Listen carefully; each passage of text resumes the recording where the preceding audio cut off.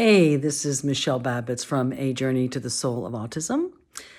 I am doing a pre-recorded Facebook live, which isn't really live, but whatever, because I do have to leave and attend one of my corporate events today. But I just want to do a very short message today. On my Soul of Autism Mastermind this morning, we talked a little bit about how important it is to listen to the slightest little verbal expressions and really understand that everything about our children and young adults on the spectrum are communication attempts. Now, in this particular family's case, the young boy is becoming a bit verbal. He's able to read a little bit, and he seems to understand some basic things. And so one of the things that they mentioned is, I think I might have mentioned this last week, but one thing is he's having a hard time adjusting to going to a physical therapy session, and he's resisting and saying no, and he doesn't want to go, and it's just been very difficult to get him to engage. And the other thing is that when his aunt / co-caretaker asks if he is, how was his day, he's been repeating a particular event that happened in school. And so what we talked about today was how important those communications are. So first of all, I encourage the family to really take a look at what is going on in that therapy situation, the physical therapy. And in conversation, last week when I talked to them about it, it was a new therapist. And then today I found out it was a new location. So, one of the two things that I recommended for this family was to really maybe take into consideration the fact that it may or may not have to do with the therapist, but let's say it doesn't have to do with the therapist. It could be that he doesn't understand what happened. He doesn't understand why he's got a new person, and he doesn't understand why he's in a new location. And that could create a major, like internal and external meltdown because he's not able to understand and process. And let's just say he doesn't like the therapist for some reason. Well, it might not be that the therapist is a bad person or a bad therapist, but in the neurotypical world, we all have people that we connect with and we don't. So it could just be like a personality non-match. But it can also be things like, does this therapist wear perfume? Does the therapist wear a certain color that maybe the young boy doesn't like? There could be so many things going on that he's unable to communicate that's very valid and real. So what we talked about today was how to learn to ask questions, and that doesn't mean verbal. A lot of our kids are not able to process verbal questions. But if you learn to create a question and answer strategy through writing, like, how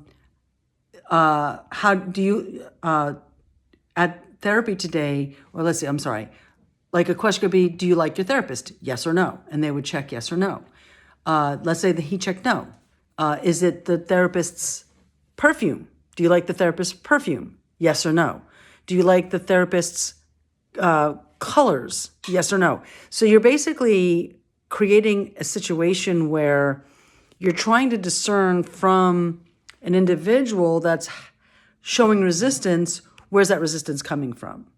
And so I used to do this a lot with my students. I used to do these written Q&As, but it have to be concrete. You can't ask vague questions. It has to be very, very concrete questions and answers. And then from there, I told her, to create social stories from the answers so that he can read a story about what's going on for him. And in his case, because he tends to be a little bit more higher functioning, to actually rewrite the story as well, just as an engagement, as a learning, as a connection, right? So basically, that is what I wanted to share today. I unfortunately have to get going, and I'm not able to really spend a lot of time, but my message is, don't discount anything. Every single action, every single verbalization, every single word, whether it's a repetitive word or a repetitive sentence, or just, like every day for 2 weeks, how was your day? It was good. Well, what was good about it? Or no, I mean, how was your day? And then he would repeat this one incident that happened. And so I think it's really, really important to really think outside the box, realize that our individuals on the spectrum, children and young adults on the spectrum, are speaking a different language, and that the speech therapy mindset has been typically that we need to teach them to speak our language. And I suggest the opposite. We need to speak their language. We need to help from the inside out. Because if we connect to the language of the individual, that individual will then feel safe trying to learn a little bit more about our language for the neurotypical community and world.